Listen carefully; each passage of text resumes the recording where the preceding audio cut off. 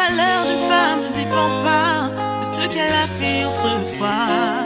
La valeur d'une femme ne dépend pas de ce que les hommes disent d'elle.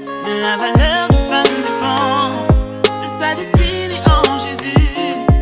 La valeur d'une femme dépend de ce que Dieu a mis en elle.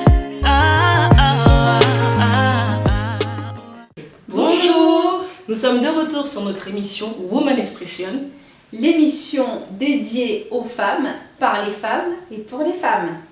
Aujourd'hui, nous avons deux invités, très douces invités d'ailleurs, et nous allons sans plus tarder vous les présenter. Bonjour.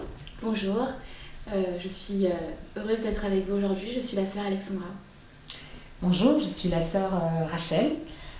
Merci pour cette nouvelle invitation.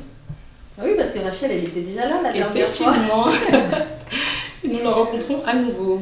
Bah écoutez, bienvenue. Mais nous allons commencer par toi. Merci pour cet honneur. Alors du coup, moi je viens d'une famille catholique. Donc du coup, j'ai vraiment baigné là-dedans depuis toute mon enfance. Donc j'ai fait tous les sacrements, que ce soit le baptême, la première communion, la confirmation. Enfin vraiment, j'étais dedans. Et je suis arrivée à un stade où j'arrivais plus à me sentir bien et j'avais un vide en moi et j'avais besoin de quelque chose. Je voulais connaître le Seigneur, mais là où j'étais, je repartais comme j'arrivais. C'est-à-dire que j'allais à l'église tous les dimanches et en fait, je voyais pas de différence dans ma vie de tous les jours, c'est-à-dire au niveau du péché, très sincèrement. Et j'avais un vide que je devais combler. Et je cherchais vraiment le Seigneur. Je voulais vraiment faire une rencontre particulière et avec lui, et donc du coup j'ai commencé à prier à la maison toute seule et par le biais d'une connaissance à moi, il m'a emmenée dans une église où je suis restée à peu près 1 an et au début je me suis dit waouh, c'est différent, ça me pousse à prier davantage, ça me pousse à revenir aussi le dimanche suivant, c'était quelque chose de différent que j'avais pas connu. Et donc je me suis plu, j'avais pas forcément la connaissance et pourtant j'avais tellement d'a priori dans les églises, pour moi c'était hors de question d'intégrer une église. J'avais tellement de faux témoignages, tellement de choses qui n'allaient pas, donc pour moi c'était hors de question que j'aille dans des églises évangéliques.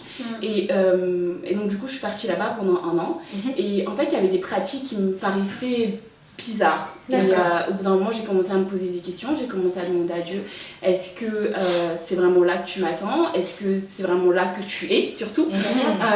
Et au bout d'un moment, je commençais à avoir des... Comment dire? À chaque fois que je partais à l'église, j'avais soit des accidents, soit je m'embrouillais avec mes parents, parce que pour mes parents, il était hors de question que je quitte la voie catholique. Mais pour le coup, donc je montais à chaque fois que j'allais à l'église, j'étais en train de mentir. Je vais à la bibliothèque, je vais chez une amie, je vais en boîte, mais j'arrivais pas à vraiment vivre ma foi, en fait, sereinement. Et je commençais à me poser aussi beaucoup de questions sur cette assemblée, et c'est vrai que Dieu me parlait beaucoup en rêve. Et je commençais aussi à faire des rêves très bizarres et je priais à Dieu, je demandais montre-moi si c'est là où tu m'attends ou pas. Et un jour comme ça, je sors de la fac et j'ai une cousine à moi qui m'appelle, qui me dit t'es dans une église qui est comme ci, comme ça, il y a telle personne, tel type de personne et c'est pas là que tu dois être. Et j'ai dit waouh. Pourtant elle ne le savait pas. Elle ne le savait pas. Et elle m'appelle un jour, elle me dit non, c'est pas là-bas que tu dois être et tout. Et en fait, pour moi, c'était une réponse en fait de mes prières. Et du coup, j'ai dit ok, bon, bah, j'étais déçue de cette assemblée. Et je suis pas partie en mauvais termes, mais pendant 1 an, j'ai décidé de prier à la maison. Mais il me manquait quelque chose en fait. Et en fait, je revenais à la case départ, c'est-à-dire ce vide. Et j'avais du mal à le combler. Et j'ai une amie qui m'a invitée à aller à une assemblée, enfin une réunion de jeunesse. Je me suis dit, bon, encore une église, bof, je suis déçue, ancienne, mais bon, vas-y, pourquoi pas. Et je suis partie à cette réunion de jeunesse. Et ça s'est bien passé, j'ai senti vraiment l'amour fraternel, la chaleur humaine, et ça m'a fait beaucoup de bien. Et je me suis dit, bon, ok. Et je suis plus repartie, je partais un dimanche, une fois tous les 6 mois, tous les 3 mois, mais pareil, ma marche, elle était pas bonne. Et quand je venais à l'église, j'avais ce sentiment d'être sale en fait. Et ça veut dire qu'à chaque fois à la fin du culte, je partais, je voulais pas créer du lien en fait. C'était vraiment une décision de ma part de partir et de m'éloigner des autres parce que je me dis mais en fait elles sont parfaites, elles craignent le Seigneur, elles sont sur ce plateau, c'est vraiment parfait. Oui, exactement. Elles craignent le Seigneur, elles marchent correctement et moi je suis pas du tout dans ça. Donc en fait, c'était vraiment un choix de ma part de pas créer du lien avec les frères et sœurs de l'Assemblée. Donc à chaque fois qu'il y avait le culte, je partais. Et il est arrivé un événement, où Dieu Dieu me disait attention à ta marche, attention. Et j'ai pas écouté. Comme on dit, obéissance vaut mieux que le sacrifice. Et donc du coup, j'ai pas obéi. Et il est arrivé un événement qui a fait que j'ai dû remettre ma vie en question. Et je me suis dit, ok, là c'est bon, j'arrête, je donne ma vie au Seigneur. Du coup, tu nous disais qu'il y a un événement qui t'a marqué, qui t'a vraiment fait remettre ta vie en question, t'as rencontré le Seigneur, t'es vraiment allé tout droit. Et c'est vrai qu'au début, tu tâtonnais un petit peu. Est-ce que ça t'arrive toujours, ou là, dans cette marche-là, même quand tu tâtonnes, tu te dis non, là, il faut que je continue. T'arrives à plus t'accrocher à Dieu par rapport à avant? Oui, en fait, à partir de cet événement-là, je dis ok, stop, j'arrête tout, je coupe tout avec le monde. Et là, je me donne à Dieu. Je sais pas où ça va m'emmener, je sais pas ce que ça va donner, je sais pas si je suis sur la bonne voie ou pas, mais là je veux le rencontrer, je veux vivre cette expérience extraordinaire. Et là j'ai tout arrêté et à partir de ce jour jusqu'à maintenant je me sens bien et je l'ai rencontré. Amen. Amen. Alors moi j'ai juste une petite question, Alexandra. Tout à l'heure tu as dit que Dieu te parlait. Alors comment est-ce que Dieu parle? Pour ceux qui ne savent pas, parce que tu dis Dieu te parle. Après nous on peut le comprendre, mais comment est-ce qu'il t'a parlé? Alors effectivement, Dieu parle tantôt d'une manière, tantôt d'une autre. Mais en fait, moi en tout cas, il me parle souvent à travers des rêves. D'accord. En fait. Par exemple, je dois prendre une grande décision, je dois faire un achat important. À chaque fois, je pose la question à Dieu. Et la veille de cette chose, en fait, de ce que je dois faire, j'ai un message qui me réconforte. D'accord. Ou qui, au contraire, me dit non, laisse tomber. Ok, c'est très très très bien.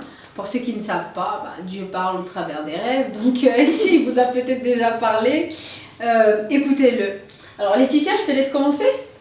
Du coup, moi, pour raconter un petit peu mon témoignage, il faut savoir que Dieu, je le connais depuis que je suis toute petite, d'une certaine manière, c'est-à-dire que j'ai toujours été à l'église, peut-être pas la bonne, j'ai été à l'église catholique, j'ai été à l'église protestante, parce que je suis née dans mon pays d'origine et après je suis arrivée en France. Donc dans mon pays d'origine qui est le Cameroun, quand j'y étais, je connaissais Dieu, mais je connaissais pas le véritable Dieu en fait. C'était vraiment tout ce qui était superficiel, les prières n'étaient pas faites de la manière qu'il fallait et je sentais qu'il y avait une profondeur. Depuis toute petite, je priais sans pour autant... En fait, je pense que je m'adressais à Dieu comme un ami, en fait, indirectement, et sans pour autant avoir les bons mots, avoir les bonnes phrases. Et puis après, je suis arrivée ici en France, j'ai grandi, j'ai fait ma vie, j'étais à l'église catholique également, où j'y étais bien même. Et du coup, après, ce qui s'est passé, c'est qu'à un moment donné, arrivé dans ma vie, j'avais fait une prière où j'avais demandé d'avoir une petite sœur. D'accord. Et j'ai prié, voilà, de manière... comme je priais quand j'étais petite, comme si je parlais à un ami. Et en fait, quand j'ai eu cette petite sœur, je me suis dit, il y a quelqu'un qui m'entend. Et j'ai commencé à réaliser qu'il y avait peut-être quelqu'un qui m'entendait, mais qui je ne savais pas exactement. Donc, j'ai continué à faire ma vie, tout ça et autres. Et à un moment donné, je suis une femme, j'ai été, on va dire, plus ou moins, c'est par le biais en fait, d'une relation qui n'est plus. Et en fait... que Dieu m'a vraiment ramené à lui et que j'ai rencontré un serviteur. Quand il m'a appelé la première fois au téléphone, il faut savoir que moi, je ne voulais pas entendre forcément parler de Dieu parce qu'il y a eu des événements qui se sont passés, qui m'ont attristée. Donc du coup, je me suis dit, Dieu, pour moi, il n'existe pas. D'accord, tu t'es fermée. Voilà, exactement. Je me suis dit, bon, il m'a donné ma petite sœur, c'est bien, mais en vrai, je ne suis pas heureuse en fait moi-même en tant que personne et j'ai pas l'impression que forcément il est là véritablement en fait. Il me donne l'impression d'être là. En fait, j'avais l'impression que Dieu, il me regardait sans me regarder. Et puis après, quand ce serviteur m'a appelé, il m'a pas du tout parlé de Dieu. Vraiment pas. Et tant mieux parce que sinon je pense que je l'aurais pas écouté. Il m'a parlé de choses que j'aimais, qui me passionnaient. Il m'a proposé qu'on puisse se rencontrer. Avant ça, j'avais fait d'autres églises déjà, c'est important de le dire. Et c'était des églises où, voilà, c'était pas une doctrine qui était réelle aussi. Il y avait des pratiques qui n'étaient pas sérieuses. Mais moi, en fait, à ce moment-là, je me disais, j'ai besoin de parler à Dieu véritablement pour qu'il m'explique, en fait, qu'est-ce qu'il attend de moi ou qu'est-ce qu'il veut dans ma vie, sans savoir, en fait. Et quand c'est arrivé, donc quand j'ai rencontré ce serviteur-là, que c'est arrivé... il a prié pour moi. D'habitude, on priait avec une certaine manière, on m'imposait les mains, on faisait pas mal de choses. Mais là, c'était pas le cas. C'était une prière qui était faite dans la simplicité. J'ai beaucoup pleuré. Quand je suis ressortie de là, pour la première fois de ma vie, j'avais des douleurs en fait. Moi, j'avais des douleurs régulières en fait. Je ne savais pas d'où elles venaient, à mon dos. Et du coup, quand je suis sortie, en fait, toutes les douleurs sont parties. j'ai ressenti de la joie, je comprenais pas, j'étais dans le train, j'étais tellement heureuse. Mais, je veux dire par là, j'étais pas dans une vie aussi qui était correcte vis-à-vis de Dieu. C'est-à-dire que malgré tout ça, j'ai continué à faire ma vie, j'ai commencé à aller à l'assemblée, j'écoutais, ce serviteur m'appelait régulièrement, je ne répondais pas. Et voilà, des fois je disais je reviens pas. J'ai beaucoup tâtonné aussi également. Et puis à un moment donné, Dieu m'a frappé. L'obéissance vaut mieux que le sacrifice. Oui, totalement. Dieu m'a frappé très fort et avec des douleurs qui faisaient très très mal. Et j'étais dans une solitude parce qu'il m'a frappé d'une manière où il m'a fait réaliser que en fait, dans ma vie, la seule personne qui peut jamais m'abandonner, qui m'aime vraiment, c'est vraiment lui. Parce que à ce moment-là, il y a tout le monde qui m'avait abandonné, les personnes que je pensais m'aimer. Enfin, c'était vraiment fou. Et du coup, j'ai commencé à me réaliser, je me suis dit... Et pareil, en fait, tu disais tout à l'heure que quand tu arrives dans une assemblée, En fait, ce qui est fou, c'est que quand on n'est pas à une certaine dimension, on aimerait y arriver. Mais on se dit, on n'est pas capable, en fait. Avec comment on est, on peut pas... Moi, c'était ça, je me disais, c'est pas possible, je peux pas y arriver. Il y a un serviteur, justement, qui était aussi dans cette assemblée, qui est mon frère aussi, et qui me disait, pourquoi, au lieu de te dire que tu attends d'être parfaite, parce que moi, c'était ça, j'attendais d'être parfaite pour vraiment me donner à Dieu, en fait, je me suis dit... Il m'a dit, pourquoi tu attends d'être parfaite alors que Dieu il prend ce qui est imparfait en fait. Et quand il m'a dit ça, ça m'a fait réfléchir et je ne sais plus à quel moment j'ai commencé à être régulière, à venir, à me donner à Dieu. Et c'est de là, mais voilà, et puis à l'heure d'aujourd'hui, je le sers et je suis très contente, je suis comblée. Et le vide, voilà, il n'est plus. Alors c'est vrai qu'il y a des moments où c'est compliqué, mais Dieu m'a vraiment montré qu'en fait, il était vraiment fidèle. Moi, je l'appelle mon Dieu à moi, mon amoureux en fait. Alors que bon, dans les faits, voilà, mais c'est pour dire que peu importe la situation, je peux toujours compter sur lui. Amen. Voilà, c'est comme ça que je suis venue au Seigneur. Et ton approche vis-à-vis de ta famille, du coup, comment ça s'est passé? C'était très compliqué. C'était très compliqué, surtout vis-à-vis de ma mère, en fait, parce que moi, ma mère, ma grand-mère, ils ont toujours été catholiques, très catholiques. Donc, ils ont une appréhension vis-à-vis des églises, c'est-à-dire qu'en fait, ils voient ça comme des sectes, une église de réveil, parce qu'ils ont eu des mauvaises expériences, exactement. Et en fait, c'était très difficile de leur faire comprendre que, en fait, là où je suis, c'est pas ça. Parce que moi aussi, j'avais quand même ce discernement de me dire que, tu sais, quand tu sais que tu es dans la vérité, tu le sais. En fait, tu le sais que c'est la vérité, je sais pas. C'est comme quand quelqu'un il te dit quelque chose qui te fait un reproche, au fond de toi, tu sais que c'est la vérité. Mais là, moi, je savais que c'était la vérité, mais pour elle, c'était pas. Et je faisais comme toi, je mentais au début, c'est-à-dire que quand j'allais à l'église, je disais « Oh non, je vais à la bibliothèque, je vais réviser, c'est ça. » Mais à un moment donné, je travaillais, donc je ne peux plus réviser. Et c'était très dur parce qu'il y a des moments, pour moi, ça pesait sur moi. Mais à l'heure d'aujourd'hui, ça va mieux parce qu'ils ont compris. En fait, je pense que la fidélité et l'acharnement d'un enfant vis-à-vis de quelque chose qu'il aime vraiment, et qu'un parent il voit que ça lui fait du bien, il va lui laisser un peu du lest. Et à l'heure d'aujourd'hui, les gens de ma famille demandent à ce qu'un homme de Dieu, un serviteur, vienne prier. Ou que quand il y a des situations, ils me demandent à moi directement de prier. Moi, pour revenir sur ce que tu viens de dire, c'est vrai qu'un jour, je me suis levée, j'ai dit non, je vais arrêter de mentir, je vais leur dire la vérité. Et c'est passé comme ça. Amen. Un jour, je suis rentrée de l'église, j'ai trouvé la force, j'ai dit non, j'étais à l'église. Et puis c'est passé. Et comment ils l'ont pris? Très mal. Mais je pense que l'acharnement, et puis aussi, ce qui est bien, c'est... en fait, on a tendance à vouloir attirer la famille à l'église où tu pries. Et ça, c'est pas bon, en fait. En fait, c'est les œuvres que tu vas faire, que ce soit intérieurement parlant, parce que j'étais une personne très colérique, j'avais plein de défauts du monde, et les œuvres intérieures, mais aussi les œuvres extérieures qui font que ça parle pour toi. Et à partir du moment où ça parle pour toi, c'est là il commence un peu à prêter attention, à te dire je te demande un conseil, qu'est-ce que dit la parole, et là tu comprends que Priez pour nous. Voilà, exactement. C'est ça aussi également. Et votre entourage, alors du coup, les amis, est-ce que ça a radicalement changé? Oui, parce que ça c'est important. Effectivement, on en avait avant. C'est très important. En plus, moi, j'avais quand même un entourage, j'avais beaucoup d'amis autour de moi. De plusieurs horizons, on va dire, que j'ai connus par d'où j'habitais, que j'ai connu de l'école, que j'ai connu de plein de personnes en fait autour de moi, et surtout des copines que j'ai connues quand je sortais beaucoup en soirée, en boîte. Et quand j'ai commencé à me donner au Seigneur, j'ai dit j'arrête tout, je sors plus, ne m'appelez plus pour sortir, etc. Et petit à petit, dans nous aussi on arrête de sortir. Il y a plein de témoignages comme ça, où en fait, ce qui est fou et ce qui est bien avec le Seigneur, c'est que c'est lui qui permet d'harmonier au mieux ton entourage. Exactement. Et il y en a qui vont partir parce que c'est le temps. Et il y en a qui vont continuer avec toi parce que t'es les amis de la destinée en fait. Exactement, je suis d'accord avec toi. Ouais, c'est vrai. Ben, moi c'est pareil, c'est-à-dire que en fait mon entourage il a littéralement changé. Je pense que j'ai encore 2 amis qui sont vraiment quotidiennement avec moi ou avec qui je peux parler, mais moi mon entourage c'était le plus gros problème dans ma marche avec Dieu parce que j'étais quelqu'un qui leur donnait énormément d'importance, des fois plus qu'à Dieu en fait, et je m'oubliais moi-même. C'est-à-dire je m'oubliais moi-même, j'étais dévouée pour mon entourage, pour mes copines, tout ça. Donc en fait, et à un moment donné, et je voyais pas le mal qu'elle me faisait, par exemple.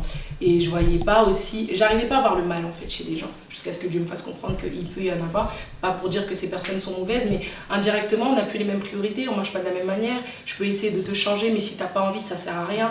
Il faut de la volonté. C'est ça aussi en fait. Et moi, je voulais tellement forcer les gens à vouloir découvrir ce Dieu-là.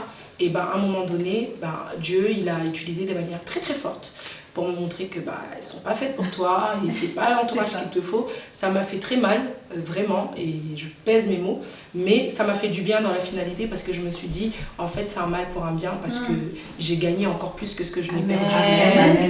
Donc voilà, pour moi. Et toi alors? Moi, ce que je trouve très intéressant dans toutes vos histoires, c'est que chacune a vraiment un témoignage particulier. Alors moi, quand je suis arrivée au Seigneur, c'était assez spécial parce que je suis venue au travers d'une déception amoureuse. On connaît. On te soutient. J'étais dans une relation où je ne me retrouvais pas. J'aimais tellement cette personne et je ne comprenais pas, mais je sentais que cet amour, il était assez éphémère. Il était vide, puisque j'avais beau donner à cette personne-là, mais il manquait quelque chose. Alors j'ai commencé à lire la Bible. C'est vrai que moi aussi j'ai grandi comme vous, dans des familles chrétiennes. Mon défunt père, il servait, il était un ancien d'église. Ma mère aussi, elle sert. Et j'ai même été choriste, plus petite. Donc ça veut dire que j'avais quand même ces bases-là. Mais c'était des bases qui n'étaient pas renforcées. Parce que on nous apprenait à prier, mais on ne nous apprenait pas que il faut s'éloigner du péché. Exactement. On nous apprenait à demander à Dieu, parce que Dieu, c'est la personne qui va tout nous donner. Mais on ne nous a jamais montré la part que nous, on devait aussi donner au Seigneur. Et moi, je pense que c'est ça qui a manqué, ou bien c'est ça qui manque dans d'autres religions. Après, c'est pas le débat. Mais moi, quand j'étais dans cette relation-là, il me manquait cette petite chose-là. Il me manquait cet amour. C'est-à-dire que j'avais un amour que je donnais, et je donnais beaucoup aux gens, mais je ne recevais pas assez. Et je trouvais que j'étais dans une petite sphère où il fallait donner pour me sentir... Enfin, j'avais besoin de la présence des autres pour me sentir exister. S'il n'y avait personne autour de moi, j'étais malheureuse. Et quand il y avait des amis, quand les gens m'appelaient, j'étais très heureuse. Et je dépendais complètement de ces personnes-là. Alors je me suis dit, bon, on va faire une chose, je vais commencer à lire. J'ai commencé à lire, mais je lisais sans comprendre. Ensuite, j'ai rencontré une fille, enfin vraiment au travers des réseaux sociaux, et je voyais que de temps en temps, elle postait des petits versets sur un réseau Snapchat, comme quoi il n'y a pas que du mauvais. Exactement. Et je lui avais demandé, mais est-ce que tu as un groupe d'études? Parce que je voulais vraiment intégrer, je voulais savoir. Elle m'avait dit non, j'ai pas de groupe, c'est l'assemblée dans laquelle je prie. Et vraiment, c'est comme ça qu'elle me donnait des codes. Mais il y avait quand même encore cette petite oppression-là. C'est ok, je vais me connecter, mais voilà. Je veux continuer quand même de vivre un peu ma vie. Et puis, un jour, je me suis connectée. Et je me souviens, je sais plus qui on a reçu sur ce plateau, la personne a dit, non c'était pas toi Rachel, c'était une autre, Olivia je pense, elle avait dit un jour, j'ai eu l'impression qu'on parlait de moi. Et ce jour-là, j'ai vraiment eu l'impression qu'on parlait de moi.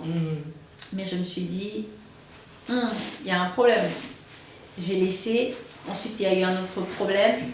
Et sauf que moi, quand je suis venue, je venais parce que je désirais quelque chose. Et un jour, j'ai discuté avec un serviteur et moi, je l'appelais parce que je voulais qu'il m'aide par rapport à une difficulté que j'avais. Je voulais qu'il prie pour moi par rapport à une difficulté que j'avais. Je voulais qu'il prie pour moi par rapport au manque que j'avais. Et il m'a dit non. Il m'a dit non, je ne vais pas le faire. Parce que ce n'est pas de ça dont tu as besoin. Il m'a posé pas mal de questions. Et je pense que moi, c'est ce jour-là que j'ai rencontré le Saint-Esprit. Parce que je me suis sentie sale. Je me suis sentie tellement mal. Parce que je pense que ce qui était assez complexe, c'est quand même la densité des questions qu'il me posait. Toutes les réponses que j'avais, je trouvais que, en fait, ça valait même pas la peine. Je trouvais pas de raison pour lesquelles je faisais certaines choses. Je prends par exemple l'exemple d'un fumeur. Il y a des gens qui fument et ils vous diront ça m'apporte quelque chose de bien. Bien sûr. Moi en l'occurrence j'ai fumé une fois. Maman, je suis désolée si tu tombes sur cette vidéo. J'ai menti. C'est vrai, à plusieurs reprises j'ai dit que je n'avais pas fumé, mais pourtant je l'avais fait. Mais quand il m'a demandé ce jour-là pourquoi tu fumes, j'étais incapable de dire pourquoi je fume. Je sais que je l'ai fait parce que je voulais me donner une certaine image. Je voulais me retrouver dans un monde parce que la société actuelle fait que quand tu tiens une cigarette en main et que tu es dans un endroit, tu es très vite catégorisée comme une fille assez dangereuse. Totalement. Et moi, comme je n'avais pas confiance en moi, j'ai essayé de mettre ce rideau-là. Je voulais donner une image de quelqu'un qui n'était pas. Et ça m'a fait beaucoup de peine de me rendre compte ce jour-là que je n'avais aucune raison de faire ces choses-là. Ce n'était pas moi. À partir de ce moment, je me suis dit, je vais tout arrêter. J'ai beaucoup pleuré. Ce qui m'a rassurée, c'est qu'il m'avait dit, à partir du moment où tu demandes pardon, le Seigneur, il te pardonne à l'instant T. Il n'est pas comme les hommes. Il ne va pas tirer. Et moi, je me suis dit, ok, je prends. Et à partir de ce moment-là, j'ai décidé de m'abandonner complètement au Seigneur. Sur la marche, c'est vrai qu'il y a eu des hauts, des bas. Mais c'est, comme Laetitia elle a dit, c'est un amour qui est tellement intense. Tu te dis, j'ai plus besoin de rien d'autre. Moi, je sais que quand je l'ai vraiment accepté, j'avais plus besoin des gens autour de moi. Alors attention, ça veut pas dire que je minimise la présence des autres, mais je me sentais libre. Je me sentais moi. Et pour la première fois de ma vie, je savais qui j'étais. Parce qu'avant, je ne savais pas. Exactement. Je croyais que je savais, mais je ne savais pas qui j'étais.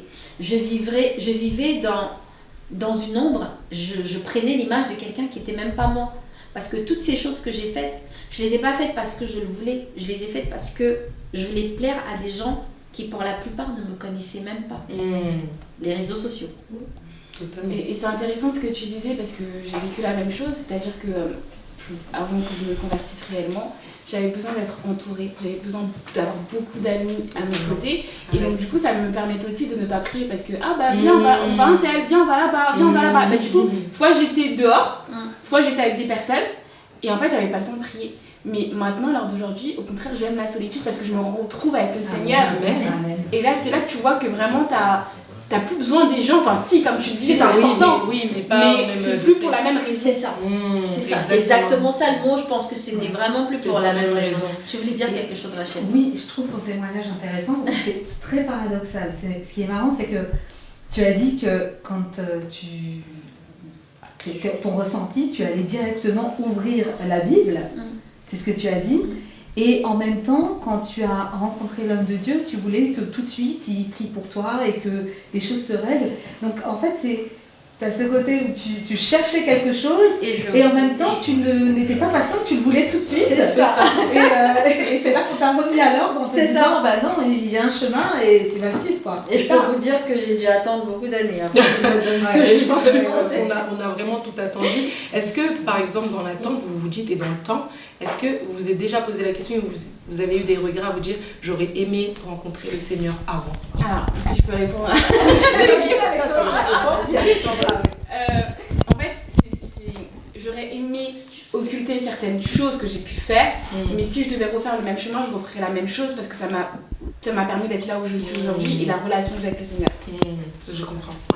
Et pour ma part, pour le coup, vu que j'ai connu le Christ très tardivement, vous savez, vous avez chacune, et ça ressort à chaque fois, j'ai l'impression en regardant vos émissions, que ça ressort souvent, le fait de se sentir médiocre en fait vis-à-vis du Seigneur en regardant les autres sœurs et en fait c'est ça en fait dans le cheminement, c'est se dire si seulement j'avais connu le Christ bien plus tôt, déjà mes décisions auraient été orientées différemment. J'aurais peut-être, le chemin que je prends aujourd'hui, il aurait été plus court, parce que j'aurais peut-être suivi ce que le Seigneur attend de moi, parce qu'il y a aussi ce chemin, chacun est libre de prendre le chemin qu'il veut, et finalement il est long ou moins long pour certains. Et je me dis que, le fait d'avoir connu le Christ si tard, j'ai l'impression que les autres en savent beaucoup plus que moi, ont avancé bien plus loin et que donc il y a toujours cette quête en fait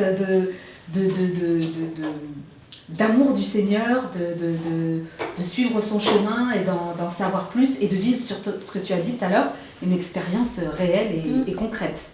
Et toi de ton côté, t'aurais aimé? Moi je dirais que c'est un oui et un non. Alors le oui parce que je me dis, si j'avais rencontré le Seigneur un peu plus tôt, il y a beaucoup de choses que j'aurais pu éviter. Oui. Il y a beaucoup de choses que j'aurais pas faites de cette manière. Mais non, parce que finalement, c'est en cela que je suis la personne que je suis aujourd'hui. Ça fait partie de mon histoire, ça fait partie de mon témoignage, ça fait partie de moi. C'est de cette manière-là qu'il a voulu que les choses se passent. Peut-être que si je l'avais connu plus tôt, j'aurais pas eu la capacité, moi, aujourd'hui, de me retrouver devant les gens et de pouvoir leur apporter une certaine aide. J'ai entendu mon pasteur dire, il y a quelque temps, qu'il bénissait le Seigneur pour l'expérience qu'il avait acquise avant, parce que c'est cela qui lui permettait aujourd'hui de reconnaître quand une âme est mal. Et je pense que la difficulté qu'on a aujourd'hui, c'est de se dire, je vais éviter certaines choses. Mais nous, on n'est pas Dieu. Dieu, il n'agit pas comme nous. Exactement. S'il a permis que ces choses-là arrivent, qui sommes-nous finalement pour dire, j'aurais pas voulu. Donc c'est assez... Ouais, c'est vrai. Et toi? Moi, en fait, je pense que je dirais comme toi, oui et non, parce qu'à certains moments, j'aurais vraiment voulu être avec le Seigneur et je regrette de ne pas l'avoir écouté plutôt. À certains moments, ça m'aurait évité beaucoup de choses. Mais je suis tellement fière et tellement contente aussi d'arriver là où je suis, parce que toutes ces expériences et toute cette désobéissance et cette douleur, cette tristesse m'a permis en tout cas de devenir celle que je suis aujourd'hui. Et tous les jours en fait que Dieu fait, dans tout temps qu'il met dans ma vie, que ce soit difficulté, me permet tous les jours de voir à quel point il est grand et que franchement, sans lui, il est le départ et l'arrivée en fait. Amen. Et que sans lui, il n'y a pas de solution en fait, c'est tout le temps lui. Et des fois même, tu sais, quand on peut regretter, on se dit ouais, j'aurais dû faire autrement. Et puis après, tu te rappelles que ouais, non, mais Dieu, c'est vraiment lui le seul à pouvoir en fait te sortir. Donc ce serait oui et non également. Et je bénis aussi Dieu d'être celle que je suis aujourd'hui et espère en fait continuer à m'accrocher dans l'amélioration de cette manière-là. Donc, okay. Voilà. Alors moi j'ai juste une dernière question assez importante. Est-ce que parmi vous, il y en a qui se sont déjà fait baptiser? Parce que le baptême, c'est quand même quelque chose qui revient de temps en temps. Rachel, t'es baptisée? Oui, tout à fait, je suis baptisée. Alors, pour reprendre un petit peu, je ne sais pas si vous vous souvenez, dans la précédente émission où vous m'aviez invitée, je vous avais dit qu'à un moment donné, quand j'ai rencontré cette sœur qui m'a parlé justement de cette assemblée où elle allait, je me souviens lui avoir dit « Ok, mais vraiment, c'est... il s'y trouve, donc soit je rencontre Dieu là-bas, soit sinon c'est terminé. » Donc moi j'ai pas eu l'expérience de plusieurs assemblées, etc. Oui, et je pense que le Seigneur il s'est dit, bon il savait déjà tout ça, il sait bien beaucoup de choses en avance, mais j'ai eu cette merveilleuse grâce d'être tout de suite mise dans une assemblée qui me correspond et dans laquelle je vis des moments extraordinaires et il y a eu des hauts et des bas parce qu'à chaque fois je me remets en cause, parfois je m'énerve aussi quand j'entends le pasteur dire certaines choses ça peut arriver. ou que je ne comprenne pas certaines choses aussi, je me dis mais non, mais qu'est-ce que c'est que ça, etc. Donc c'est vraiment important pour moi. Donc quand je suis arrivée, tout de suite, j'ai été accaparée par la parole. Et je le disais, je me souviens, enfin, je me permets de répéter, tout de suite, au bout de 3 mois, la parole, la Bible, je l'avais lue et vraiment, je buvais en fait les paroles. Et donc je suis allée voir le pasteur et je lui ai dit, moi maintenant je suis prête, je veux me baptiser. Et il m'a dit, non, en fait c'est pas comme ça que ça se passe. C'est pas comme ça que ça se passe, c'est pas maintenant. Et moi je lui ai dit, bon bah ok, c'est pas maintenant. Sauf qu'il y avait encore beaucoup de choses que je ne connaissais pas parce que c'était très rapide. Hein. C'était 3 mois plus tard, 3 mois après mon arrivée. Et là, comme toi Alexandra, je suis quelqu'un qui fait beaucoup de rêves et quelques songes quand même. Et alors que je n'étais pas du tout dans cette idée de baptême et toutes ces choses, j'avais fait un rêve où je me voyais entrer dans un espace et je voyais une main qui me montrait une porte. Et en ouvrant cette porte, je voyais qu'il y avait un lac. Et il fallait que je traverse ce lac pour arriver de l'autre côté. Et moi, je me fermais la porte et je disais, ah non, il y a forcément une autre sortie, je vais pas me... Et en fait, je revoyais cette main qui me disait, en gros, bah non, il n'y a que cette sortie, il faut que tu la prennes. Donc, je me voyais ouvrir cette porte et plonger dans l'eau. Et aller de l'autre côté, il y avait des enfants, des bébés qui se baignaient, etc. Et donc, comme le pasteur, je lui avais dit que je faisais beaucoup de rêves et qu'il y avait eu différentes choses dans ma vie passée, il m'avait dit, bah écoute, viens me voir et dis-moi quels sont tes rêves, je te dirai ce que ça veut dire. Et donc, une semaine plus tard, hein, on parle je lui avais demandé donc, le baptême, il m'a dit non, c'est pas le moment. Une semaine plus tard, je viens et je lui raconte honnêtement ce rêve, mais vraiment avec beaucoup de distance. Et là, il me dit, bah non, en fait, ça y est, le Seigneur, en vérité, il veut vraiment que tu te baptises. Voilà. Donc, effectivement, j'ai été baptisée très rapidement. J'ai été très heureuse parce que cette sœur qui a été là et qui m'avait conduit dans cette assemblée avait été là aussi ce jour-là. C'était une magnifique journée. Je me souviens, alors ça veut rien dire pour les autres, mais ce jour-là, il y a eu des signes qui sont arrivés une fois que je me suis fait baptiser et qui ont ouvert leurs ailes, etc. Pour moi, c'était vraiment un moment tellement énorme parce que pour moi, ça y est, j'avais rencontré le Seigneur, c'était ce que je voulais et ça n'avait rien à voir avec le baptême catholique que j'avais fait quelques années avant, qui signifiait rien en fait. Là, je me sentais vraiment revivre. Et le lendemain, parce que c'était un samedi, le lendemain, le dimanche, j'ai eu une expérience assez incroyable avec le Saint-Esprit qui a confirmé. Et je me souviens toujours de ce moment-là, quand je suis au plus bas ou au plus mal, eh bien, je me remémore ces moments importants parce que ça redonne de la force et voilà. Donc, voilà, mon baptême magnifique. Et toi, Alors moi, au début, je me suis dit, je suis pas prête, je ne voulais pas prendre mon baptême, je voulais d'abord acquérir une certaine maturité, une certaine connaissance de la parole avant de me faire baptiser. Et donc du coup, ça s'est suivi en fait. C'est-à-dire qu'au jour où j'ai été prête, j'ai informé le pasteur. Et du coup, on a commencé la préparation au baptême.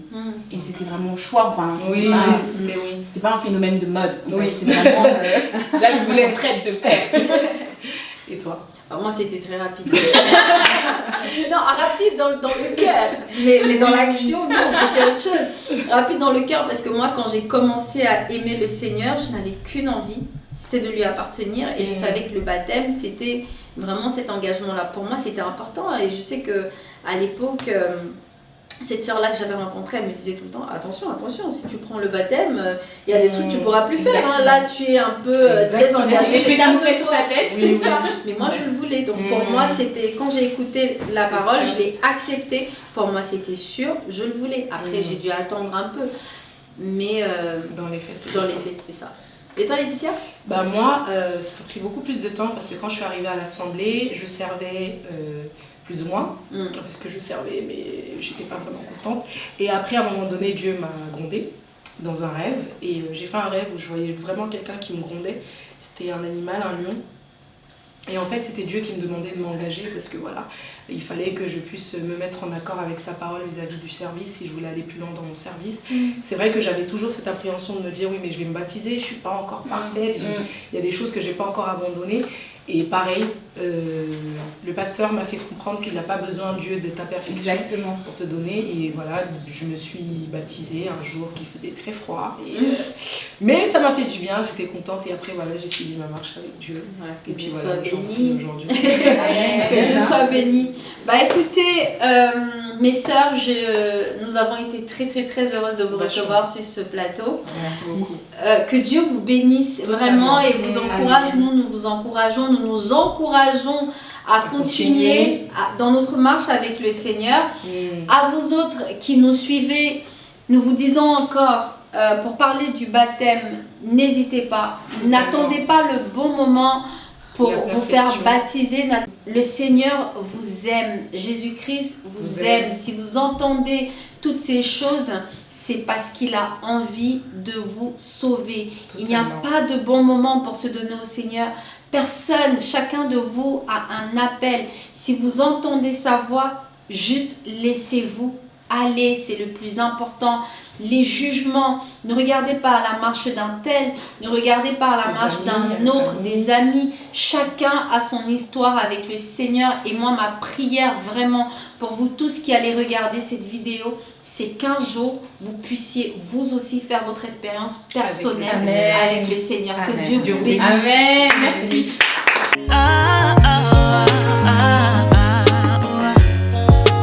On peut tout me voler, mais celui qui reste Dieu.